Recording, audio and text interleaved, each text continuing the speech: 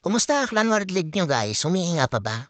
Dahil dito nga sa amin mukhang sa kangkungan na nga pupulutin. Dahil yung clan nga ng German Ace at always champion mukhang bubulihin lang yung mga base namin dito. Ang dami ba naman T16 tapos sa amin tatatlo lang. At ito na nga yung round 1 kakumpisa pa lang at tuwang-tuwa na nga yung mga kalaban ni atak yung mga base namin. Isiwi na nga sa kanila dahil mga low TH lang halos mga kasama ko dito. Pero laban pa rin para hindi madimot yung clan. At dito nga sa TH13 ko, subukan natin mag-share ng strategy na walang fireball. At ito nga yung Warden Walk at Super Witch. May hina pa nga yung mga hero ko dito at mga equipment. Kaya gumamit na ako ng pinagbabawal na potion kasi yung katapat ko dito TH14. At ito na nga yung base na sinubukan ko i-3-star gamit yung Warden Walk at Super Witch.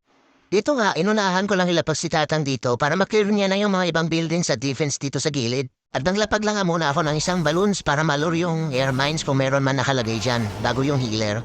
At dito nga sa taas, nilapag ko naman yung fling air para matanggal na yung mga ibang defense. Bali naglapag lang muna ako ng mga barbarian para madistract yung mortar at hindi tirahin yung fling air. Tapos sinantay ko na ng si Tatang dito na maklear niya yung mga buildings na kailangan niya tanggalin. At ganun nga din sa fling air, inaantay ko lang maklear niya yung mga ibang defense na nandun sa taas. Dahil dito ko nga prinano na ipasok yung tatlong makukulam kasama si Tatang, yung BK at saka yung Queen. Kaso 2 minutes and 30 seconds na lang natitira sa oras ko.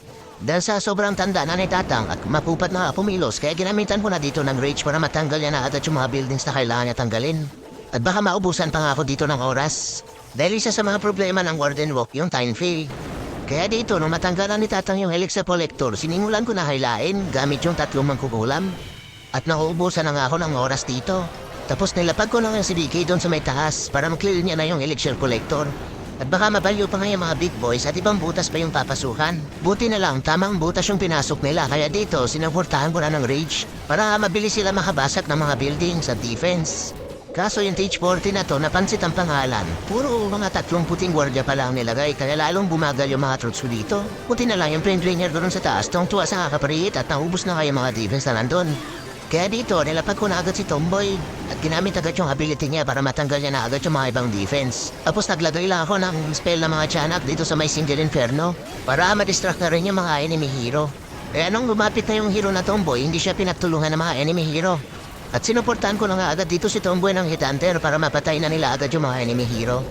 Habang yung mga main troops ko ron sa gitna, natanggal na rin nila yung town hall kaya naglapag nila ako ng jump spell dito para makalipat sila sa kabilang compartment.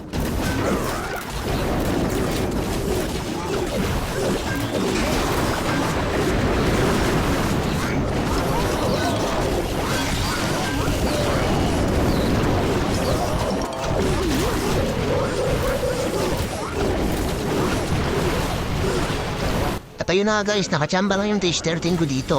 Kaya sa mga nagtatanong dyan, paano naman tagwalang fireball, ito yung subukan yung Warden Walk. Kaso, ang kalaban nyo nga lang dito sa ganitong strategy yung time fail. Dahil sa ugugot-ugot na kasi Tatang, kaya mabagal makabasag ng mga buildings. Pero pwede nyo gayahin yung ginawa ko, ginamitan ko ng rage para mapabilis yung kilos niya. Para makill na rin agad yung mga buildings na kailangan niya tanggalin.